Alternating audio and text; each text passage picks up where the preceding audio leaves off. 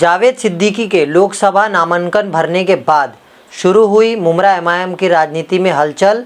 किस तरीके से सैफ पठान ने वीडियो जारी कर कहा कि 2 कार्यकर्ताओं को किया गया नॉमिनेट, और वहीं जावेद सिद्दीकी ने तमाम मामलात को लेकर क्या कहा, सुनिए। कि भाई जिन्होंने भी ये फॉर्म भरा है इसको यहाँ के एमआईएम मुमरा कलवा टीम का समर्थन नहीं है। तो मैं जब फॉर्म लिया था तो आज़ाद के नाम से फॉर्म लिया था, लेकिन जब फॉर्म मैंने सबमिट किया, सादर किया, तो मैंने बी फॉर्म के साथ में लगाया, जो हैदराबाद के हमारे जनरल सेक्रेटरी की सिग्नेचर है, वो बाकायदा वहाँ पे जमा है। कि जावेद सिद्दीकी है जो ट्रेजरर हुआ करते थे हमारे, उन्होंने फॉर्म भरा है, हमने उनका टर्मिनेशन लेटर बनाया है, हम उनको कल सुबह पहुंचा देंगे। जब पार्टी ने मुझे बी फॉर्म दिया है, वो कहाँ से आया? गैप से आया, बी फॉर्म आया ना, तो पता करो ना ये बी फॉर्म किसने की दिया है, पता करो, जाओ हैदराबाद।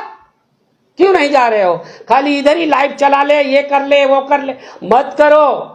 पूरा जनता जो है मेरे साथ में है। नफीस अंसारी है जो यानी हमारे जॉइंट सेक्रेटरी थे पार्टी के, उनको भी हमने टर्मिनेट कर दिया। किसी आदमी को आप कुछ नहीं बोल सकते, कोई आदमी कोई पार्टी किसी को खरीद नहीं लिया। मैं काम से जाना जाता हूं, कोई पार्टी से नहीं जाना जाता हूं।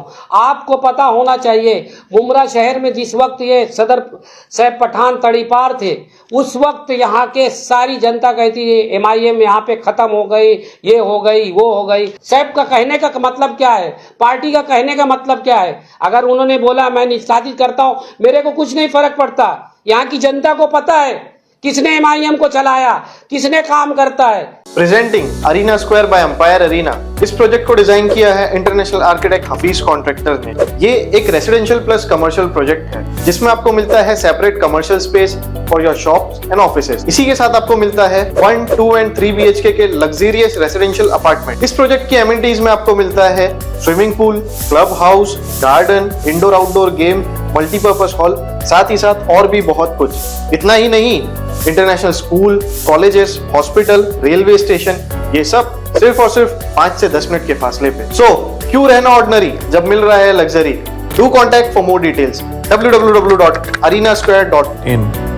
मुंबई टीवी, हर खबर सच के साथ। मैं हूं अफजल शेख और आप देख रहे हैं मुंबई टीवी।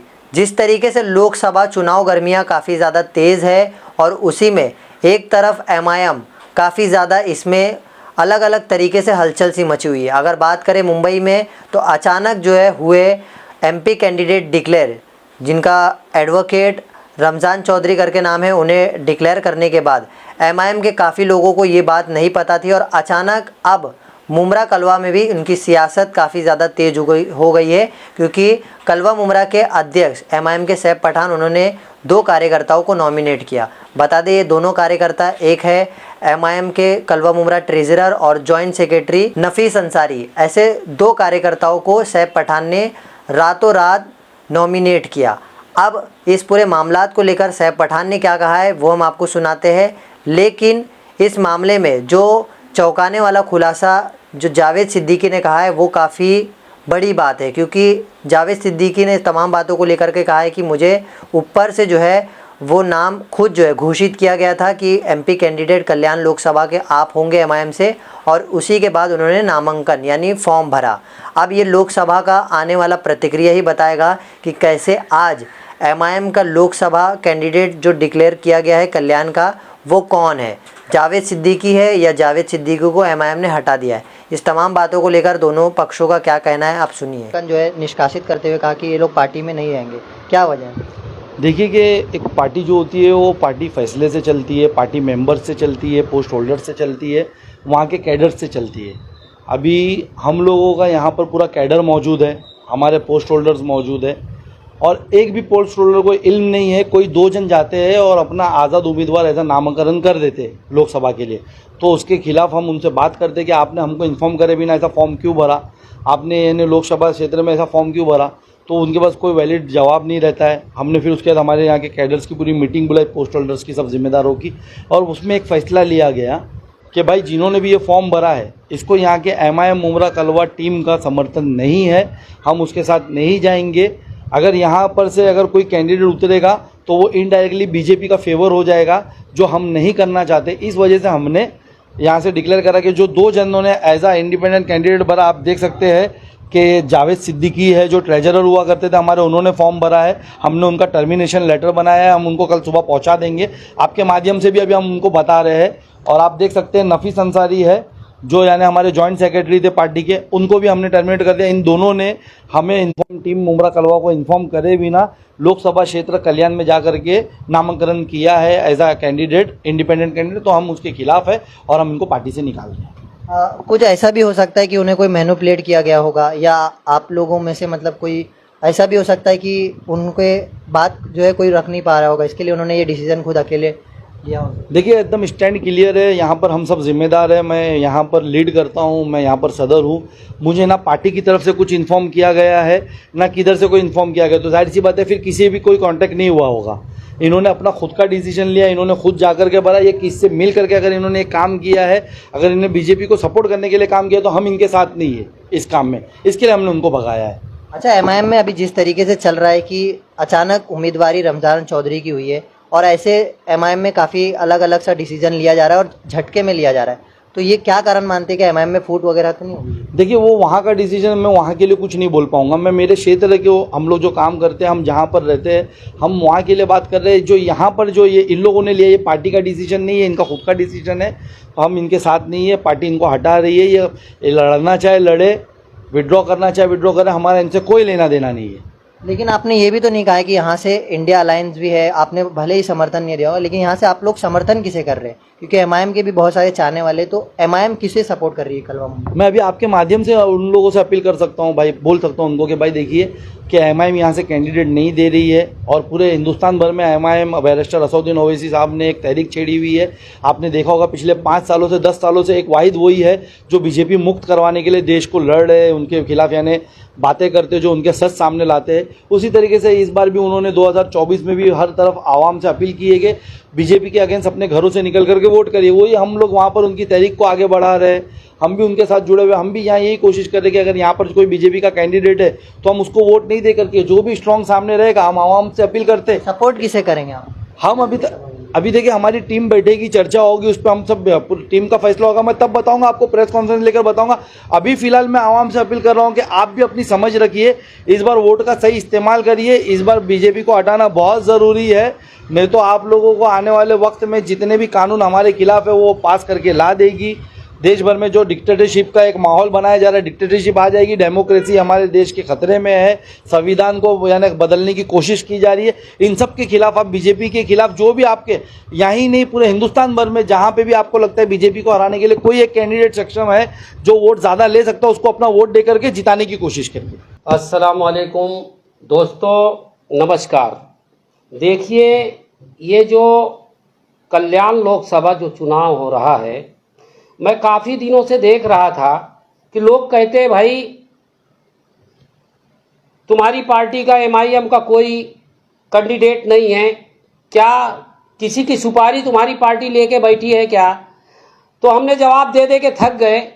लेकिन अचानक मुझे आज जो है फ़ोन आया कि भाई हमने तो आपके लिए बी फार्म भेज दिया है, आप बी फार्म भर दो। और दिन में हमें एक फ़ोन आया सैफ पठान का। मैं सैफ पठान का इज्जत करता हूँ, हमारे सदर थे। मुझसे उन्होंने पूछा भाई मुझे उड़ती उड़ती खबर है, ऐसा ऐसा हो रहा है। मौला ऐसा अभी तक कुछ भी नहीं है। तो जिन्होंने मुझे बी फार्म ला के दिया, देख सकते हैं कि ये बी फार्म मेरे पास है, ये पूरा बी फार्म है। मैं आपको सबको भेज भी दिया हूँ, आई बस समझ में। और सामने कर दीजिए, सामने ये देखिए बी फार्म जो है हमारे पास है, आपको भी भेज दिया हूं। दूसरी बात आपको ये बताना चाहता हूं कि वो जल्दबाजी जो है, हमारे कहने में जो जल्दबाजी कर रहे थे, वो शायद मैं अभी उनके बारे में कुछ बोलना जल्दबाजी होगी। लेकिन अब आप लोग इतनी रात को आ गए, आप लोग को भी मुझसे मोहब्बत है, पूरे शहर से मोहब्बत है। मैं काम से जाना जाता हूं, कोई पार्टी से नहीं जाना जाता हूं। आपको पता होना चाहिए, मुमरा शहर में जिस वक्त ये सदर सैफ पठान तड़ीपार थे, उस वक्त यहाँ के सारी जनता कहती है एमआईएम यहाँ पे ख़त्म हो गई, ये हो गई, वो हो गई। अल्हम्दुलिल्लाह हमने जनता की हर तरह कि जो टीएमसी से सहूलियतें थी, जो काम थे, उसको करते रहे। ये मैं नहीं कहता हूँ, यहाँ की जनता कहती है। और जब मैं कभी कोई काम के लिए लाइव करता था तो मुझे कहा जाता था, अरे लाइव मत करो ज़्यादा, अरे यार वो लोग जो है ऐसा बोलते हैं, अरे हाँ तुमने पार्टी में रहकर पार्टी का तुम गलत इस्तेमाल कर रहे हो, हमें काम भी नहीं करने दे रहे। जावेद भाई, मुद्दा ये है कि कल्याण लोकसभा से आपने जो फॉर्म भरा, आपने पार्टी की तरफ से भरा या निर्दलीय भरा? जी, इसका स्पष्टीकरण चाहिए। देखिए, आपको मैंने बताया सबूत, ये मेरे पास बी फार्म है। मैं बी फार्म मेरे फार्म के साथ में मैंने सबमिट किया, और सबमिट करने के बाद मैं इसलिए नहीं जल्दबाजी कर रहा था कि कल छाननी है, छाननी के दिन में क्या होता है, किसका जो है पेपर जो है रिजेक्ट होता है, किसका फॉर्म गलत होता है, उसके बाद जो है वहाँ पे निवडक अधिकारी उसको जो है सिंबल देती है। अगर आज़ाद से है, किसी को कुछ भी देगा, किसी को गिलास देगा, किसी को कुछ देगा, और जिसका बी फार्म रहेगा उसको जो है उसका बी फार्म की तरफ से चिन्ह देगा। कल जो है छाननी होगा, कल चिन्ह मिलेगा।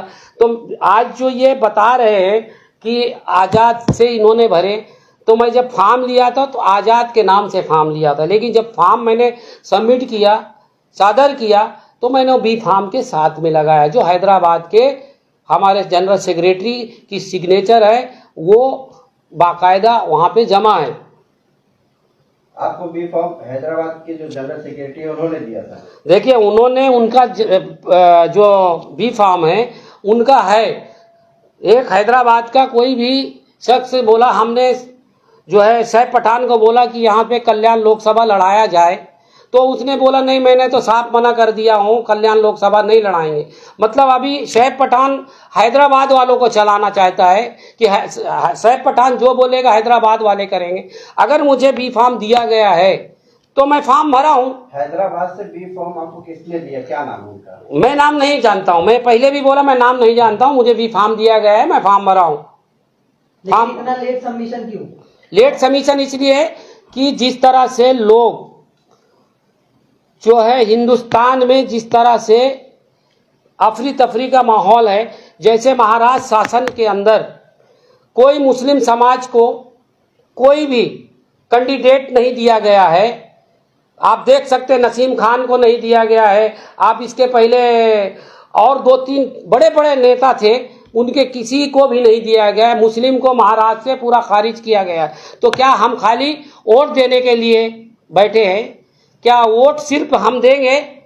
तो हमने जो है हमारे जो पार्टी ने टिकट दिया है उसने कुछ सोच समझ के हमें भी फॉर्म दिया है, क्योंकि हम तो उसको वोट नहीं दे सकते हैं जो बाबरी मस्जिद के बारे में बात किया है। हम उसको वोट तो नहीं देंगे जो 15 साल से उसके अगेंस्ट में हैं। हम मुमरा शहर में लड़ रहे हैं, हम उसको तो नहीं देंगे जो मुमरा शहर में 10 साल से नेता रहे, यहाँ पे काम नहीं किए। तो देंगे किसको वोट? पहले ये मेरे को ये बताइए। अगर हम काम कर रहे हैं तो हमारे शहर से मेरी गुजारिश है कि इस बात पे ध्यान मत दे, और मैं अगर इलेक्शन लड़ता हूं तो इलेक्शन में आप लोग मेरा साथ दें, और इंशाअल्लाह मुमरा शहर की जो भी काम है इंशाअल्लाह मैं करके दूंगा। लेकिन आपने जो है बता रहे कि फॉर्म जो है आपने इंडिपेंडेंस आजाद भरे, तो चुनाव किससे लड़ेंगे? अरे भाई, आपने गलत सुने। मैंने जब फॉर्म लिया 100 रुपया का फॉर्म, उस टाइम में मेरे पास बी फॉर्म नहीं था। 100 रुपया जब मैं जमा किया तो उसने आजाद उम्मीदवार करके लिखा था, ठीक है। उसी को अपडेट वो लोगों ने किए। बाद में जब फॉर्म सबमिट किया गया, मैं बी फॉर्म के साथ में सबमिट किया। ये का भर चुके हैं, कुछ दिन पहले भरा आपने। खाली पावती, हाँ, पावती जो 100 रुपया का होता, फॉर्म खरीदा जाता है, वो मैं आजाद करके मैंने फॉर्म लिया था। उसके बाद जब फॉर्म आया, एफिडेविट किया गया, बी फॉर्म मुझे मिला, बी फॉर्म के साथ में मैंने सबमिट किया। आप एमआईएम पार्टी से चुनाव? एमआईएम पार्टी से। देखो मेरा एफिडेविट। ये बात अपने अध्यक्ष सैफ पठान को क्यों नहीं बताई?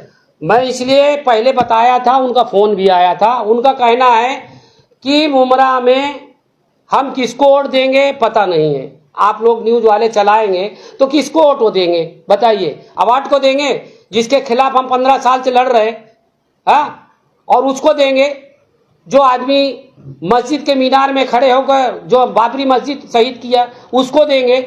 या जो कांग्रेस पार्टी है जो महाराष्ट्र में एक मुस्लिम समाज को टिकट नहीं दी, क्या हम उसको देंगे?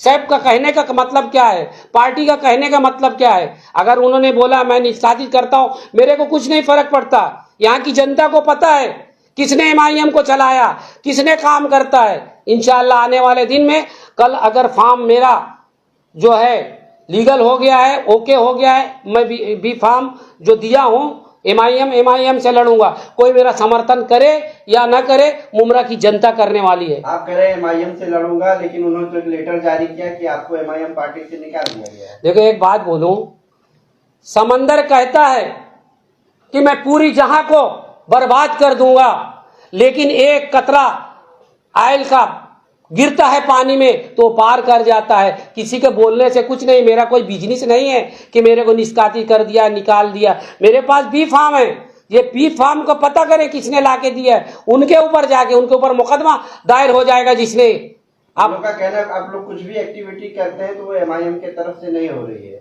कौन बोल रहा है? सैफ पठान का। ऐसा कि तुमको पता है काम भी होता है तो बोलता है एमआईएम का आदमी कोई आता है क्या?